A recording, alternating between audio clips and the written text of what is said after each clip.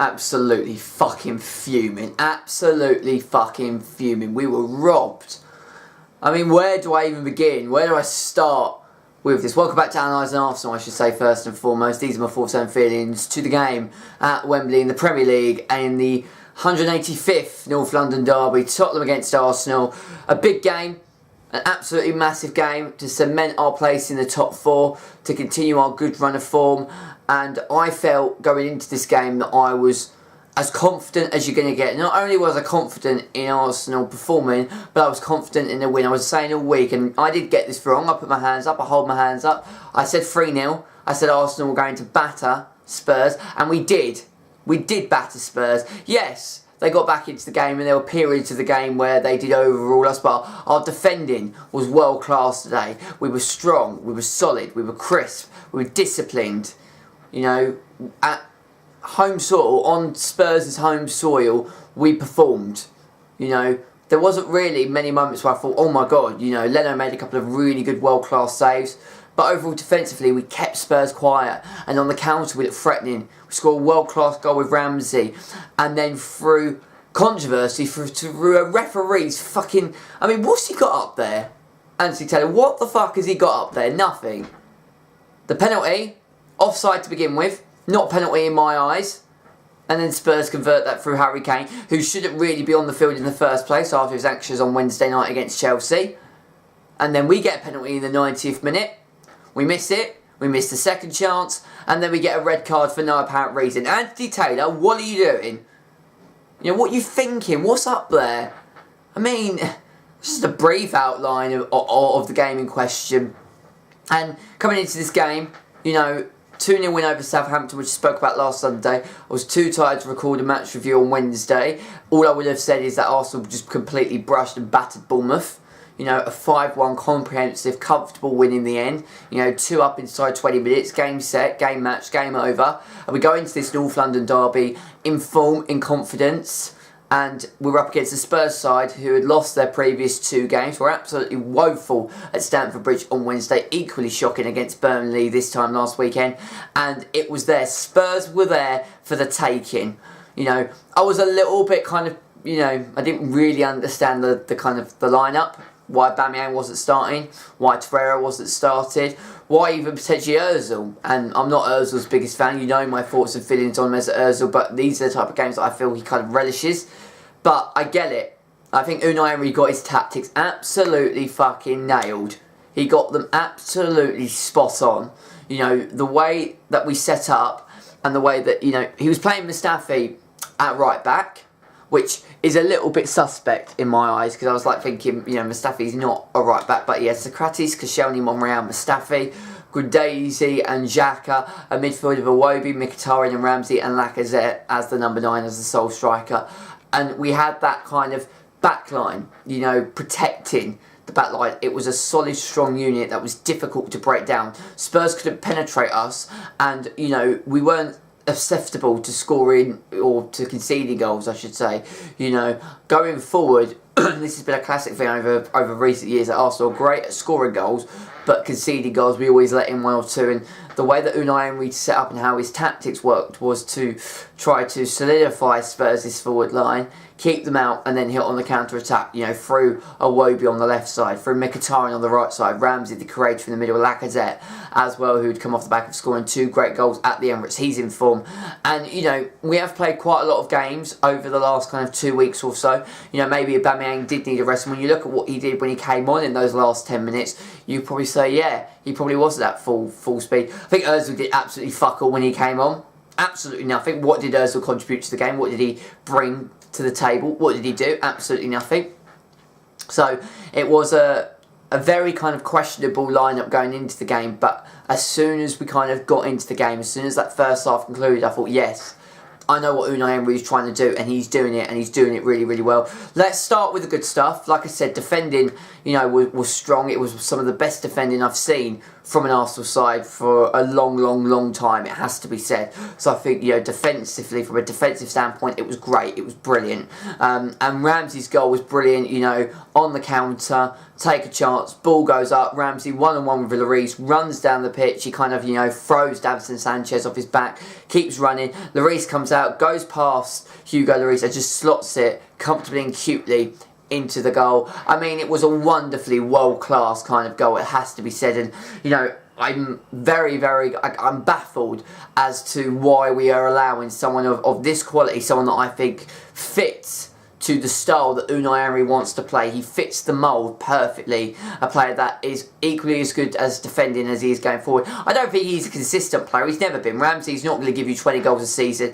He's not going to give you a great game week in, week out. He had that peak season in 2013-14 when he did, you know, when he got us, you know, our first trophy in 9 years, you know, and his goals in the Premier League kind of cemented us to get into the Champions League that season, even though we faded away from a title challenge. So, you know, he's had one world-class season, but on his day he's world class, but he just doesn't show that over consistent run.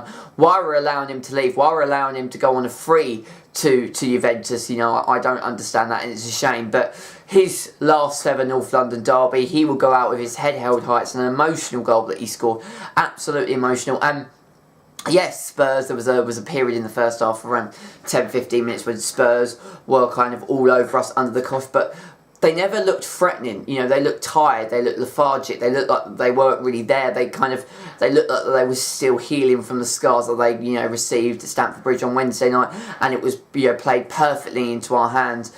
And, you know, the same could be said in the second half. I feel like in the second half as well, you know, we had a golden opportunity. Lacazette with a golden chance to make it 2-0 as a ball came in from Mkhitaryan into Lacazette, and he just kind of couldn't get his feet in the right way, and it kind of went up and over. And it was moments like that where, had we been 2-0 up, you know, it would have been game over. I couldn't have seen Spurs kind of, you know, not necessarily getting one goal, but getting two, you know, and they didn't score from open play. You know, they have got a point because the referee is a mug. You know, he is just, I mean, it was overall, I think, apart from the kind of the last kind of 5 minutes, I think, you know, Anthony Taylor had a very good game. It has to be said. You know, I'm not sitting there and saying that the game, you know, overall, you know, his decisions were poor. I think he had a reasonably good game, you know, and it's a North London derby. You're going to get challenges firing left, right and centre. You know, it's a very, you know, emotionally charged game. It's a hard game to referee. Absolutely, I'm completely, you know, agreed to that point, and I understand that completely, and that isn't the issue, you know. And there were moments when, I mean, Spurs did score, but it was offside, you know. We had a couple of chances. So all of the offside decisions, in my eyes, you know, I felt he got the decisions right. There was a couple of moments, you know, even, and it's not, you know, me sitting here just because it's a Spurs player, but when Danny Rose got booked for, you know, basically kicking Leno, so it's 1-1 with Leno came out and he had to go for it and he got booked. Even I was sitting there thinking to myself, that's harsh. That is a harsh decision, because I don't think that is a booking. And, you know, it comes from a set piece, Spurs' equaliser, and there are three problems with it. Firstly, Kane is offside, clearly. You can clearly see it. If VAR, which is going to be implemented in next season, was implemented today, we would have won that game 1-0. It's offside, and, you know, the fourth official, Gary Bezic, didn't see it, and Anthony Taylor saw it and thought he was onside. I mean, the pictures are so conclusive, it's ridiculous. You know, Kane is, you know, past every single red and white shirt. He is the furthest man forward. He's got nobody around him. He is at least a good yard offside, and it is still giving us a penalty. So that's problem A. Problem B is that I don't think it was a penalty. You know, it was a brush.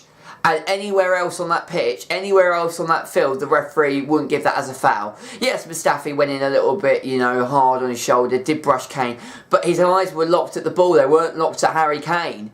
He didn't see that Harry Kane was there, and you get that in the box all the time. Spurs did that when we had corners. Sanchez was brushing, almost punching, pushing, pinching people on the side at every given moment. It happens in the box, and if it happens, you know, the only way that you're going to get rid of this problem is to say that, you know, a little tiny bit of contact is giving us a penalty at every given moment. If that was the case, we should have got at least 4 or 5 penalties here this afternoon, you know. Kane's offside, problem A. But as I said, problem B is that it wasn't a penalty in my eyes. And then problem C is that then the referee sends off Torreira for a challenge which is got nothing. It's got absolutely, you know, it's not even a yellow card, and it's just a red.